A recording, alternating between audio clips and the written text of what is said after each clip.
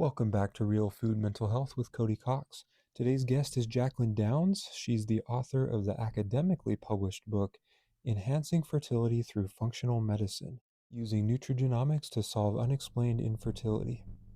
Jaclyn is a functional genomics analyst that helps clients and practitioners move past puzzling roadblocks and individualize protocols through the use of genomic interpretation, functional lab testing, and a meticulous intake consultation.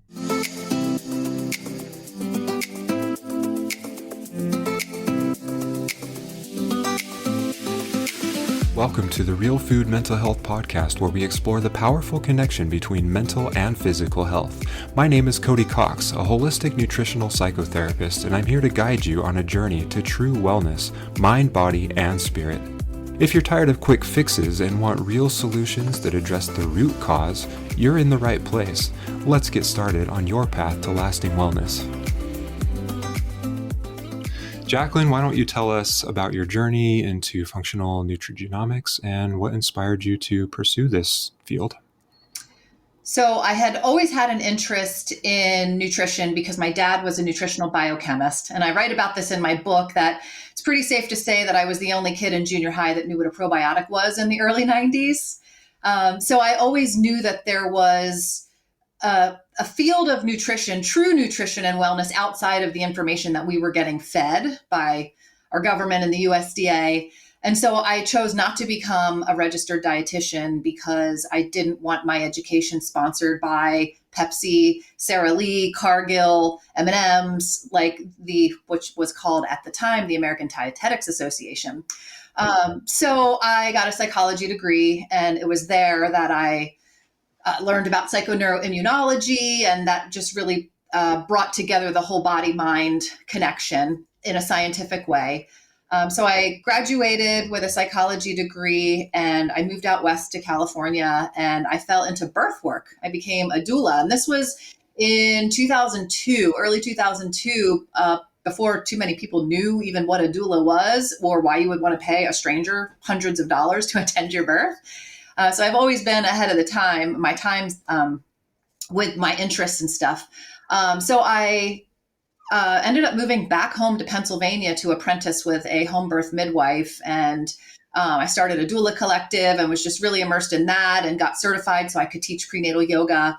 And then I ended up having children of my own. And during this whole process, I went on and was doing grad school online for nutrition since I still had that interest. But working with the midwife, I became very, very aware in my early 20s of how common fertility challenges were.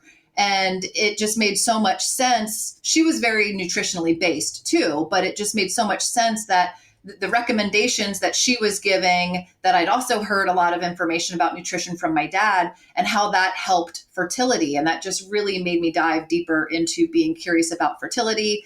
And so fast forward, I had children of my own, and I just didn't want to be on call to attend births anymore and line up childcare and be away from my kids. And I was nursing them for a while. So I got a job with a local naturopath. I got hired to be his research assistant and research a gene called MTHFR. And this was probably about almost 12 years ago. And that quickly turned into multiple genes in the methylation pathway, and then how that pathway intersects other pathways. And there's genes in those pathways. And it just exploded into what it is today. And still growing. This is such a rapidly growing field. It's a very new field. I say that we're in the wild, wild west of it. And so there's new information coming out all the time. And I feel really, really blessed that I have been doing this for like a decade now. And a lot of that information went into writing my book. And I almost jokingly titled my book MTHFR as a gateway gene, because MTHFR is the first gene that people typically hear about, and they think that all of their detox problems or all of their fertility challenges are solely because of this one gene. And no genetic SNP works in isolation. And so I'm trying to spread the information that we can't just treat the SNP and we can't focus on single genes or even single pathways. Our bodies are just so much more complex than that. And there's a lot of influencers and social media doctors, and they're only talking about MTHFR or methylation. And that just tells me how much that they don't really know if they're just focusing on, I guess it's just to get the followers or the hits or the algorithm or something like that. But you can't really tell a whole lot from just a couple genes. And so I really want to tell people what they don't know, the how much they don't know. And so what you don't know can be costing you a lot of money and a lot of wasted time. And in fertility instances, a lot of heartache as well. Yeah, MTHFR really is a gateway gene. And I actually did an interview with somebody who specializes in working with MTHFR. And I think she said the same thing too, where it kind of opens up your perspective and gets you interested in further research. And I think people are using that as a buzzword for marketing purposes. It's kind of an SEO thing for people who are like typing on the internet and like in Google or whatever and looking specifically for MTHFR. And then once you get working with that practitioner, they might open you up to other ideas. So you do genetic testing. What kind of testing do you do? I use the functional genomic analysis, which is not direct to consumer. It's for practitioners only. And so the practitioners that are using it have been certified and they know how to do in-depth interpretations. And it looks at tens of thousands of genetic SNPs, thousands of genes, whereas all of the other genetic tests on the market that I've seen that clients have brought to me or I've looked at sample reports, they're only looking at a couple dozen genes. And sometimes, oftentimes, one gene can have dozens, if not hundreds of SNPs. And so SNPs are single nucleotide polymorphisms. So they're just a little variant in that gene. So I say, like, that gene, if you want to think about, is like a ladder. And it can have 12 different steps or it can have hundreds of different steps. And so when people say, oh, I have the COMT gene, mutation, which is not even the correct term, but they're just referring to the one that's been the most studied.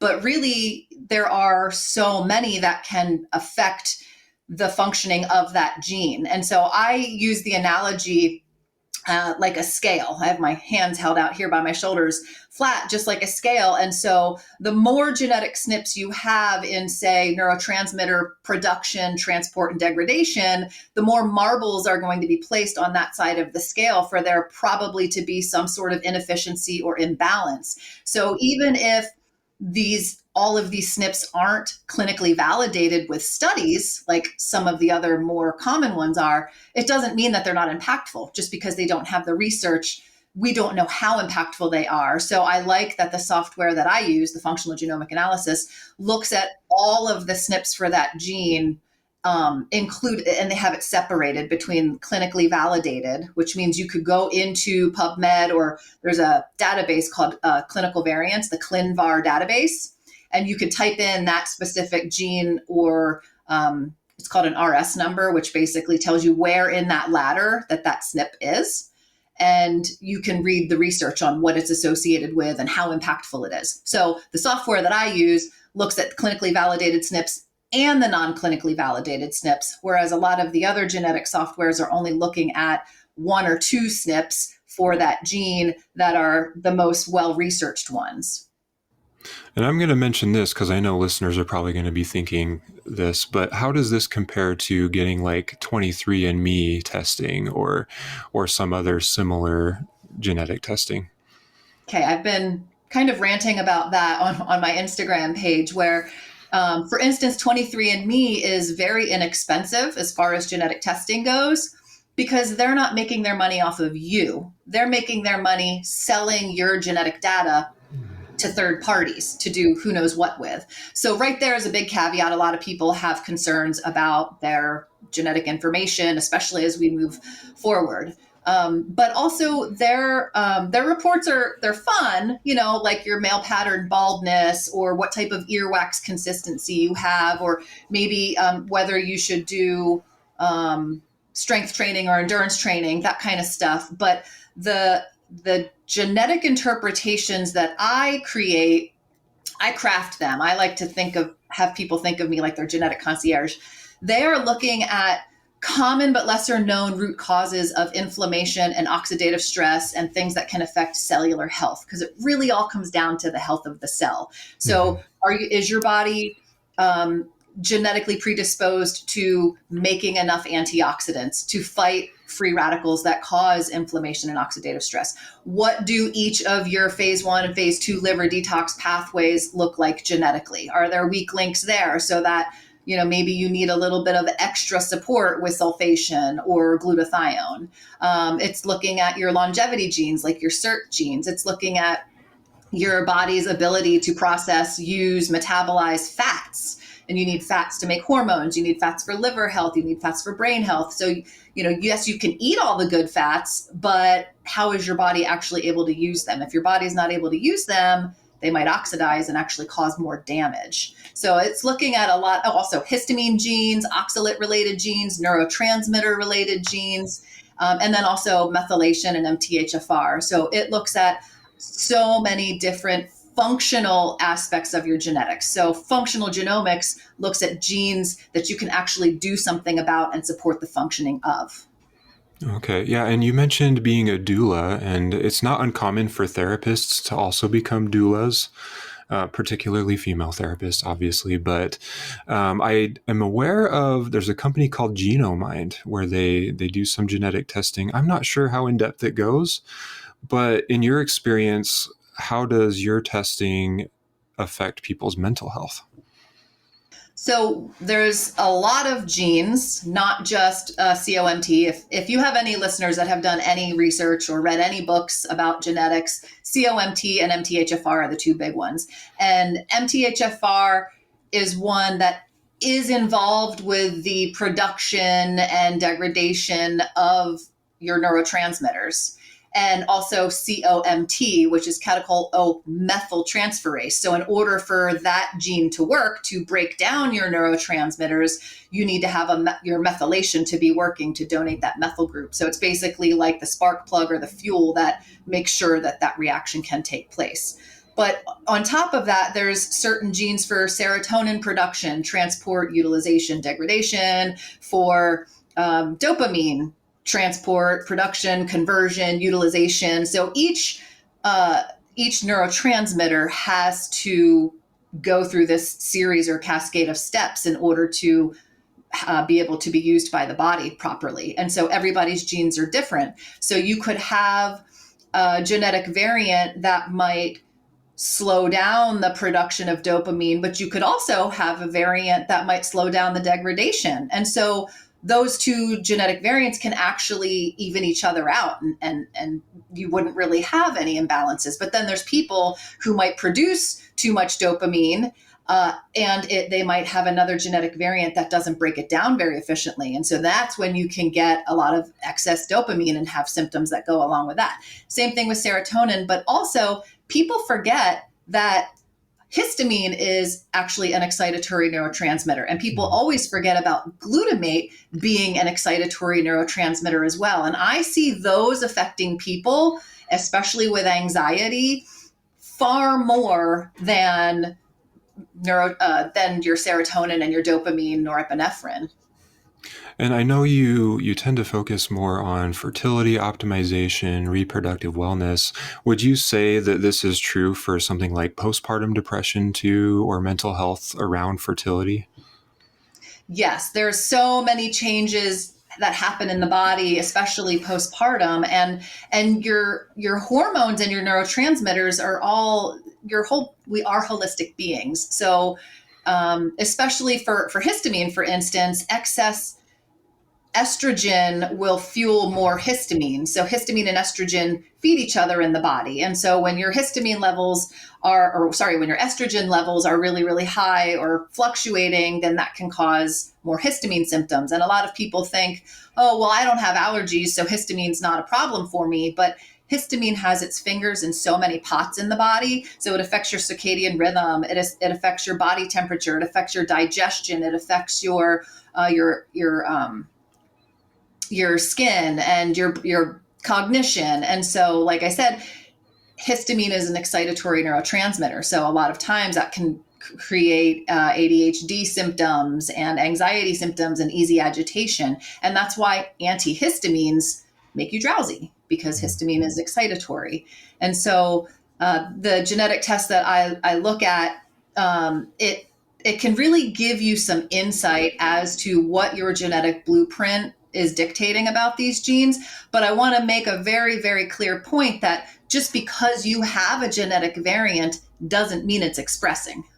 So, what should people look for when choosing a genetic testing company? If they weren't to go through you, like, is there just kind of a general consumer test that they should get? In my experience, well, first off, the 23andMe was great. The software that I use was like its beta rolled out on 23andMe, but in August of 2017, 23andMe changed their chip and they took out 7,000 relevant SNPs. And so I think the 23andMe today, since August 2017, just lacks a lot of points of data to make a really well informed interpretation of your genes. So it's like I say in my book, it's like thinking that you know what a puzzle looks like based on 5 pieces, when really you don't see how many more pieces that puzzle actually is. And so I think the more points of data you have, the more information you can gather. But also, you want to make sure, I say, go with the little guy. There's so many companies and tests and interpretation services these days that you really want to make sure that you're looking at sample reports, and you want to make sure that they're not selling your data. And you want to make sure that it's not just AI generated. Like, oh, you have this SNP, so I'm going to plug in this information, because oftentimes they give you contradictory information, but also they don't know, because remember, just because you have the genetic variant doesn't mean it's expressing. So they're just quote unquote treating the SNP, and they don't know your previous diagnoses, your symptoms, your dietary, what works for you, what you've tried that didn't work for you. They don't know what medications you're on. They don't know your level of stress. They don't know your emotional traumas. And so that's why I say, like, I'm like your genetics concierge, because I take in all of this information and I spend hours crafting your ultra personalized interpretation, because there's so many people that are just throwing a couple $100 or sometimes a couple $1,000 at these AI generated automated responses, and they're getting generic information like make sure you move your body every day, and make sure you avoid trans fats, and make sure you eat more vegetables and eat more leafy greens. But you don't need a genetic test to tell you to do that stuff. I have a whole chapter in my book that's no matter what your genetics are, these are the things that are beneficial for all human beings. You want fresh air, you want clean water, you want to move your body in a loving way, you want to make sure you're getting enough sleep, you want to make sure that you're eating enough fruits and vegetables, and providing the nutrients that are actually nourishing the body. I have a chapter that says that's called don't eat a healthy diet, eat a nourishing diet, because they can say a lot of things are healthy these days. So I am biased, but I have seen dozens upon dozens of other companies' reports, and that's what I've seen them because a lot of people have received them, and they've come to me and said, can you help me make sense of this? This report tells me that I should take this form of a supplement, but then 10 pages later, this report also tells me to stay away from that supplement because I have this other genetic variant. And so people are just getting analysis paralysis.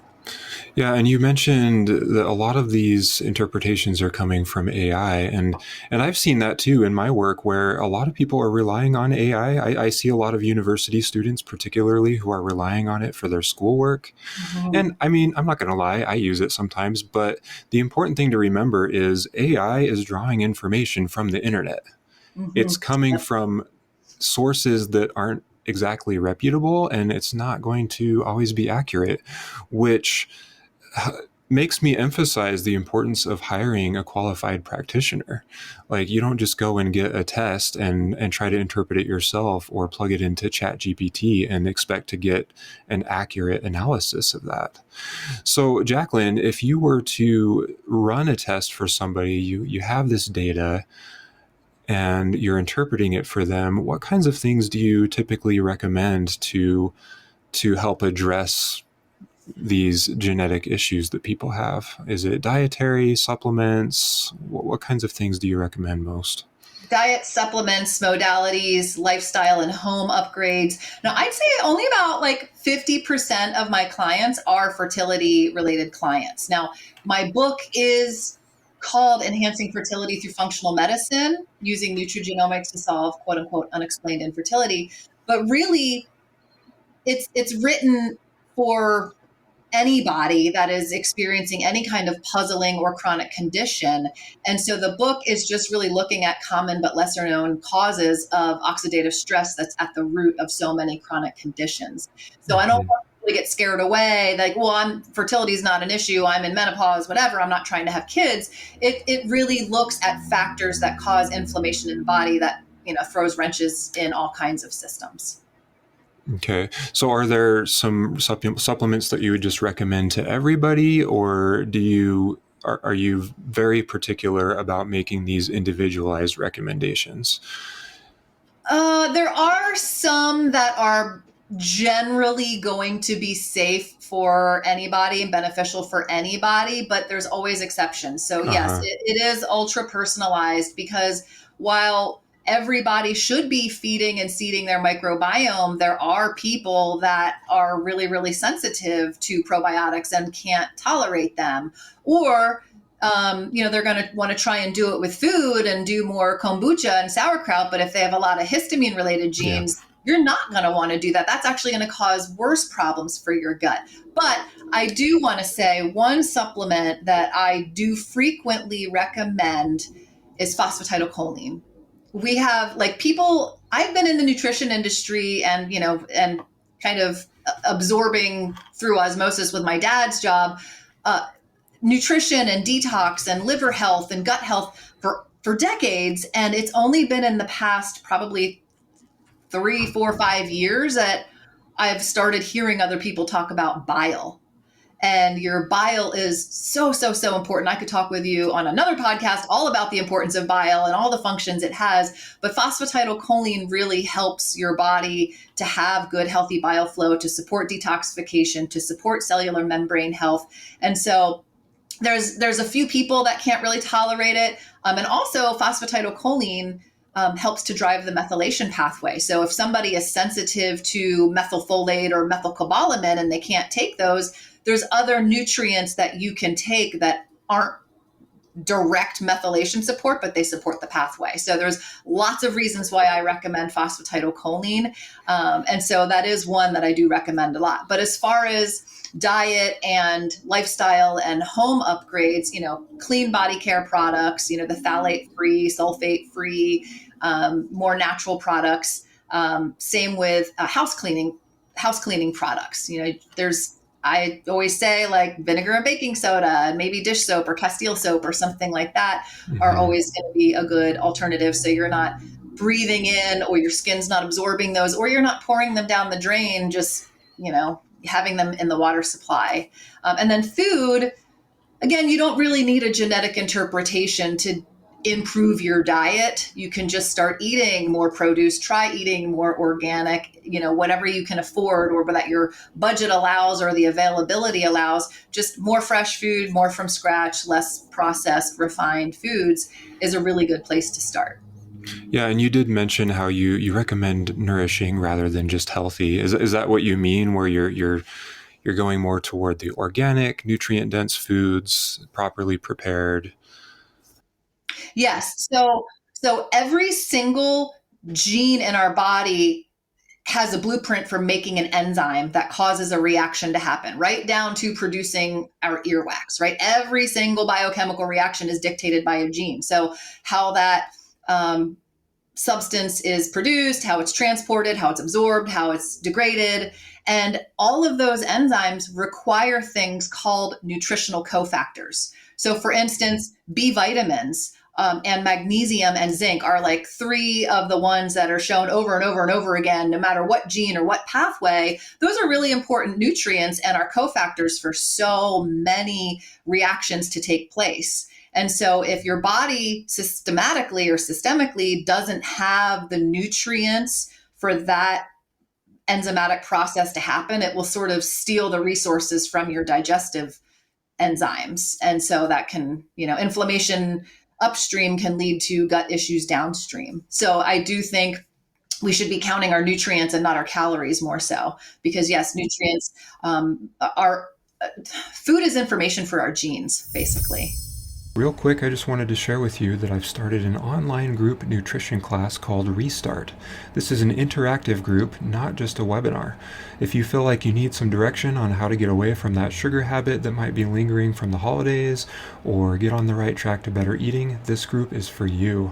The first one begins January 30th and goes for 5 weeks. It will be limited to 10 participants, and my first group will enjoy a lower price, so sign up as soon as possible. For more information, go to beavercreekwellness.com/restart. In your opinion, do you think a person could theoretically address genetic imbalances with just food, or are there cases in which they really do need supplements too? That depends on how far the pendulum has swung. If people are just, their gut is really not absorbing anything, or they've had a lot of mold or like significant amount of stressors, whether it's, mental, emotional, or physical, environmental, you can become really, really depleted. And a really wholesome diet should be foundational. But some people are going to need more targeted or stronger, heavier hitters. So in that case, it's, let's slowly add in the supplements, use them for a while as part of a protocol, and then slowly, hopefully titrate down off of them so that you can maintain with food, so you don't have to rely on the supplements. But genetically, some people are just going to need ongoing support for, say, if they have genetic variants relating to B6, right? Or they have oxalate issues that are just, you need a whole bunch of extra B6 to help support oxalate metabolism. Then that's where the genetics can really help you to hone in with precision on identifying what your body may need. But you should always pair that with some lab testing, because again, just because you have the genetic variants doesn't mean that they're expressing. So maybe if you could also do it the other way around, and maybe you find that your B6 levels or your B12 levels are just consistently low despite supplementation, and then you get your genetic test and you're like, oh, it's because I have these genetic variants here. Then you can find a form and find the right, so whether it's liposomal or sublingual, or whether it's, methylcobalamin or adenosylcobalamin, that's the kind of stuff that the genetics can really help you get laser focused and streamlined with. And kind of shifting back a little bit to mental health too, if a person has a genetic imbalance, I would imagine that sends them into a state of fight or flight, right? Or a sympathetic dominance is another way of saying that. Yep. As we talk about using food, using supplements, what are some ways that you would recommend for a person to shift away from fight or flight? I really am a big fan of castor oil packs and infrared saunas. Those are my go-tos. I also like Epsom salt soaks as well. And then there's tapping, there's supporting your vagus nerve. There's a lot of, in some of the more biohacking and functional medicine circles, as far as like supporting your vagus nerve and retraining your limbic system, there's like the Gupta program and dynamic neural retraining systems and stuff like that. Most of the time people haven't heard of that unless they're really, really sick and have been to 10, 12 different practitioners and have really been trying to solve their own mystery. But there are so many things that people can do, but also, learning how to say no and set boundaries. And interestingly enough, I just sent that out as to my newsletter list. I started a newsletter series called The Gene Scene, and I spotlight a new gene each week. And my favorite, most telltale gene is your oxytocin receptor gene. And so for people that find that they have a hard time saying no, or that people are constantly taking advantage of them, or that they pick up on other people's energies and they're really, really empathetic, and then like they're just kind of carrying around this energy from other people dumping it on them, that time and time again is so easy for me to see. If just talking with somebody for a little bit, if they have a homozygous variant in their oxytocin receptor gene. It's wild. And Hmm. so people really, really like learning about that if I include that in their genetic interpretation. So your genes do play a part in your mental and emotional health. But again, you could have the same genetic variants as somebody else, but maybe they had childhood trauma and maybe they've lived in a moldy house. And so their nervous system just isn't able to regulate um, and bounce back as quickly as yours does. And do you find that a dysregulated nervous system affects fertility as well? Oh, 100%. Yeah. Yes, absolutely, positively. So then, what recommendations would you make for somebody who is having infertility issues as far as regulating the nervous system? Is it just the things that you mentioned, or do you have specific recommendations for these clients? There are fertility practitioners that do focus solely on the mental emotional aspect of it. And so they'll recommend things like tapping and journaling and that kind of stuff. So that's not my specialty, but I'm familiar with them and I would recommend those to my clients, and whether they see me for consultations or whether it's through a genetic interpretation. But yes, because you really want to bring the body back to a parasympathetic state, because our nervous system doesn't know that the modern day stressor of being late for an interview is not a bear chasing you.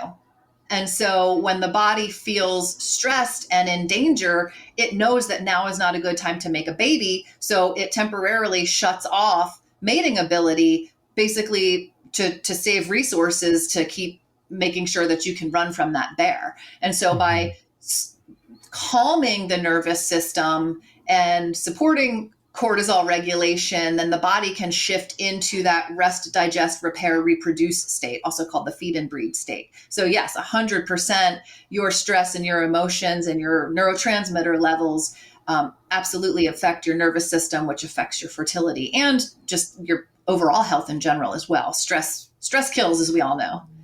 And what are some other hidden causes of infertility? So, like we've kind of already talked about these things a little bit, but what are some other hidden causes of infertility that conventional medicine often overlooks? Well, the one that they actually do kind of touch on, but I don't think that they just slap it with metformin, but blood sugar dysregulation, Uh-huh. huge metabolic issue for so many people. And so anybody with wonky periods, there's probably a blood sugar dysregulation going on, unless there's, some Totally. overt pituitary tumor or something like that. So blood sugar is huge. Histamine, again, back to the histamine, it has its fingers in so many pots. And histamine plays an integral part in implantation. And so we need histamine, but we need it to be in that Goldilocks zone. So I think people are going to start seeing the relationship with histamine and fertility, especially because remember, excess histamine will cause estrogen levels to rise and cause that estrogen dominance. And then there's not enough progesterone. And then you get the endometriosis or fibroids. And so histamine is a big underlying factor that Mm-hmm. these conventional doctors aren't talking about. Fatty acid utilization as well, right? They're saying stay away from bad fats, eat good fats. But again, if you can't turn your cholesterol into estrogen and testosterone, then it's going to oxidize and create a lot of inflammation in the cell. And then that is going to signal that alarm in your body that's going to shut off the mating ability. So it's just this cascade of things that need to be in order and working in order for the end result to happen. Yeah, you mentioned blood sugar. That's the first place I would go, I think, and that's actually coming directly from my training too, where there are certain ways that you can balance your blood sugar. What ways would you recommend to a client to help balance their blood sugar and their hormones? So, dietarily, I recommend a protein based breakfast. Always pair your carbs with some sort of fat or protein so that it'll slow down the absorption or how fast it hits your blood sugar and elicits that insulin response. But there's a couple supplement hacks that I really like. One is GTF chromium or chromium polynicotinate, not picolinate. That one has been shown to help shuttle the insulin into the cell so that you're not having that roller coaster reaction of excess sugar in the blood and then that causes the insulin to raise, and then that shuttles it into the cell too much, and then you get the low Hmm. blood sugar level. So, and also diabetics have been shown to be deficient in the trace mineral chromium. So, just like 200 micrograms once a day, or most days, personally has helped me with sensitive blood sugar. I think I was living in a moldy house, and it was stressing my body out and taxing my adrenals and Yeah. affecting my blood sugar. And I just remember, like, every afternoon I'd get really, really flat or really, really easily irritated with my children. And I stepped outside of myself, and I was like, oh my God, it's totally your blood sugar, because I was getting hangry. And so that supported balancing my blood sugar. And then, of course, I needed to go further upstream, and I didn't realize I was living in a moldy house at the time till after we moved out. But such is life. And then there's your herbs as well, like your berberine and your bitter melon, and those kind of things can be supportive. Or even cooking, adding in a sprinkle of cinnamon to your coffee or to your applesauce or something like that. So there's diets and supplement, but also strength training, lifting weights. That's really going to help your body to use the blood sugar more efficiently as well. Yeah, movement in general, but I've heard especially strength training Yes. can make a huge difference. Going back, I know you mentioned something about how infertility was an issue back in the 90s. Is that what you said? I mean, it has been, yeah, but it was the early 2000s, and I was only in my early 20s, and my friends weren't even talking about. We were trying to not get pregnant at that time, most of us, right? And so it wasn't until I worked with this midwife and in the Amish and Mennonite community. So these people have slower paced lives than we do. And I had no idea that so many people experienced miscarriages or trouble getting pregnant. And so that was really eye-opening to me, and it's only become more and more prevalent. Like, I think back then the statistic was probably 1 in 8 couples, and that's just reported, right? There's so many people that aren't going to their doctor or going through assisted reproductive technologies. And I think now the current rate is 1 in 5 couples, which just a couple years ago it was 1 in 6. Yeah, I was going to say, I think it's a lot worse in the last 5 years or so. And I mean, as a nutritionist myself, I have to speculate and say I think it's because of the blood sugar issues we were talking about, and the moldy environment and the lack of physical activity and all those other things you mentioned. But it's definitely worse. I also think a huge contributing factor is the toxic soup that we are exposed to every single day. These toxins are endocrine disrupting, hormone disrupting, metabolic disruption, and there's actually substances called obesogens. You can look it up on PubMed or Mm-hmm. Google Scholar, like they're a real thing. And so they just throw these wrenches in all of these metabolic pathways. And we also pass those toxins in utero and through breast milk. And so that's why my foundational genetic interpretation is involving your antioxidant and detoxification genes, because I think that is so central and the foundation to anything else. Like, yes, you can support blood sugar, but if it's the toxins that are causing these metabolic problems, that are causing your body to be stressed, that are causing your blood sugar issues, let's make sure that we can identify and properly eliminate these toxins, including plastics. As we all know, plastics are hormone disrupting, and Yeah. you're just ingesting, last I heard, about a credit card size worth of microplastics and nanoplastics every week. I just saw something on that yesterday, actually, that we are Yes. ingesting basically a credit card's worth of plastic. And I mean, it depends on your lifestyle too. Some of us use a lot more plastic than others. Yes. So that's another lifestyle home upgrade that I talk about, is not Mm-hmm. microwaving plastic and not using plastic water bottles, and, changing to glass or stainless steel, just because where we can cut corners, it's going to be less drops in the bucket, especially with like touching receipts. If you don't have to touch receipts, because the BPA is what makes them shiny and fun to touch. My daughters like playing with them, and it just, oh, wash your hands, don't touch that. So yeah, it's those kind of things that are absolutely affecting our fertility. Yeah, and there are some plastics that we just can't avoid. I mean, obviously, if we use electronic devices, if we drive a car, there Mhm. are plastics that we have to touch and that we have to use. So, what would you And recommend to help us detoxify from such exposure? supporting your liver detox pathways, especially there's a pathway called your glucuronidation pathway. It's a phase 2 liver detox pathway that in my book I call it the unsung hero, because everybody focuses on methylation and everybody Mm-hmm. focuses on glutathione to help you detox, but glucuronidation, especially for mycotoxins, clears far more than any of the other phase 2 detox pathways.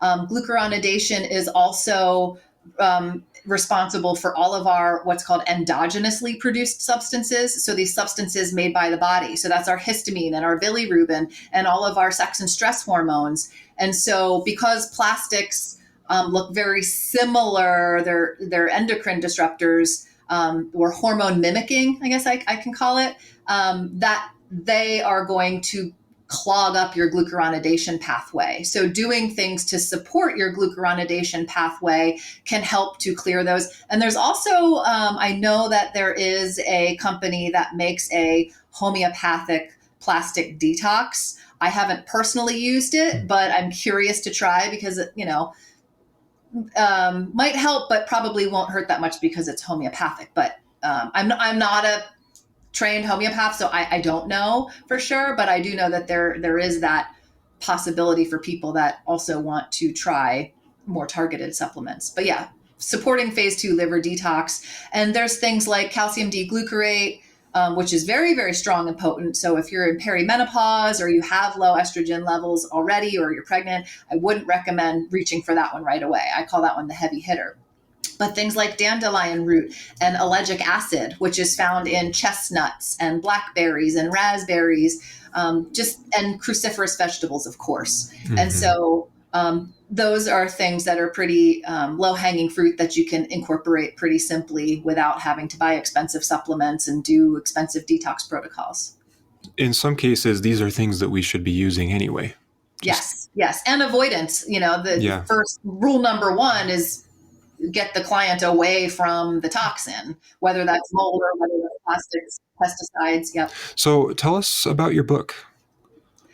It is academically published, which I was really thrilled about, even though it's not as well known and it's not on Barnes and Noble bookshelves, although I think it is on their website. And I don't really make much money on it, but because I don't have my PhD, I do feel that having that peer reviewed and academically published by Taylor Francis does give me some academic street cred.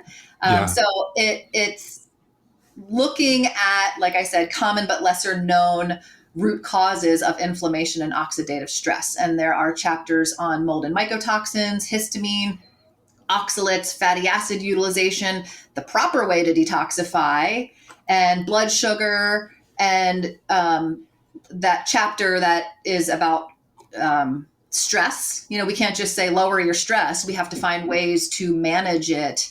And so there's a lot of modalities that I recommend as far as like craniosacral therapy, sauna, that kind of stuff. So you can find it on my website, or you can also find it on Amazon. And it's called Enhancing Fertility Through Functional Medicine, using Nutrigenomics to Solve Unexplained Infertility. And if somebody wanted to find you online to work with you or to consult with you, how could they find you? They could find me at my website at jaclyndowns.com, JACLYN and on Instagram, which I'm fledgling. I struggle with it. I can write a whole entire book's worth of information and go way beyond time with each of my clients, but I get that blank canvas anxiety with like, oh, I should post about something. I don't know what to talk about, or how to take this really complex biochemical information and explain it in 90 seconds. So, but I do have a lot of very, very informational and sometimes edutaining posts at Functional Genomics is my handle, at Functional Genomics. One last thing, I'm just going to ask a thought-provoking question to leave listeners with. What's one thing you wish more people understood about genes and health? Some people think that they don't want to know their genetics because they think it's doom and gloom, and they don't, they think it's going to be this diagnosis. But really, knowing your genetic predispositions can actually empower you to know what to do and what not to do, but also what to be aware of as you start aging. You might start having some different symptoms, and then you might say, oh, I remember from that genetic test that I have this predisposition for X, Y, or Z. And so this is what I'm supposed to do about it. And so you can be proactive about your health and your longevity. I'm hearing that a lot as I interview people on this podcast. There, a lot of the theme that I'm hearing is just be proactive. Take responsibility for your own health rather than outsourcing your health. I state that in my book, that the survival of the fittest has come to mean those people that are proactively advocating for their own health and the health of their family without just eating what is being fed to them, literally and figuratively. Yeah, I love it. Okay, awesome. Thanks so much, Jaclyn. Thank you so much. It's been great speaking with you. If you enjoyed this episode, make sure you leave a review. That really helps me out. And also subscribe to the show wherever you listen to your podcasts. Real Food Mental Health is intended for informational and entertainment purposes only. The information presented on this podcast is not intended to replace any medical advice, diagnosis, or treatment. While I am a healthcare provider, I am not your provider. Always seek the advice of an appropriate healthcare practitioner with any personal questions you may have regarding a medical condition. Never disregard professional medical advice or delay in seeking it because of something you have heard on this podcast. Reliance on information provided by this podcast is at your own risk.